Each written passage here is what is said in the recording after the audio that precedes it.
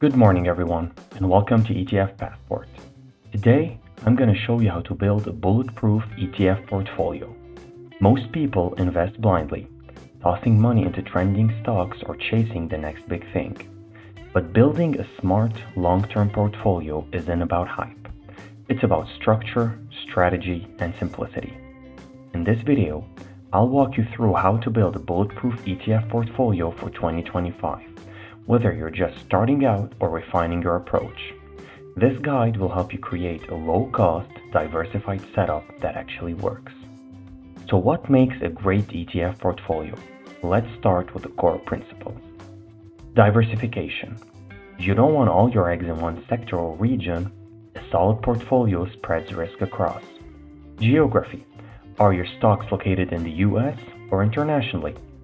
Style.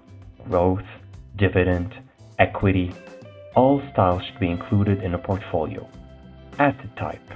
A dividend stock could be an equity stock, it could be real estate, it could even be something else. Assets type are important.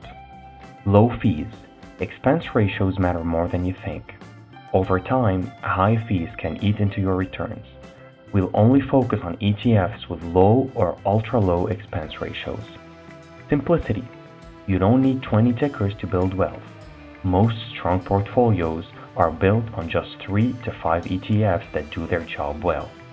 I'll show you how to structure our ETF picks to balance growth, income, and stability with zero guesswork. For the portfolio allocation, I like to use the split that the YouTube channel Investing Simplified uses. I think it is a perfect allocation for beginners. 30% of the portfolio should be in growth stocks or growth ETFs. My personal favorite is SCHG, QQQM being a close second, but I think SCHG is best as it is more diversified and has lower fees. 30% of the portfolio should be in dividend equity stocks or ETFs. My personal favorite is SCHD, but DGRO is a close second. I just believe SCHD has more potential. 30% should be in foundational stocks or ETFs. Any ETF that tracks the S&P 500 or total stock market should work. For the total stock market, the best would be VTI from Vanguard. And for the S&P 500, all of them are amazing, but my personal favorite is SPLG, as I previously said in the short. 10% of the portfolio should be in something else. And this something else should depend on your own preferences. My personal portfolio has 10% allocation in REITs or REITs, real estate investment trusts, as I truly believe in their stability if they're good ETFs or good stocks such as Realty Income, SCHH, VICI.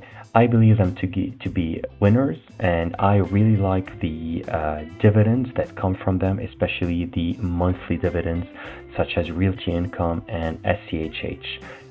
For you, this 10% could be in bonds, crypto, cash, even though I don't advise for cash. It could be in international stocks. It could really be in anything else. But this is how your portfolio should look like. So to wrap it up, a strong ETF portfolio doesn't need to be complex. With a few carefully chosen ETFs, you can achieve real diversification, long-term growth, and passive income. You don't need to be an expert. You just need a plan and the discipline to stick with it over time.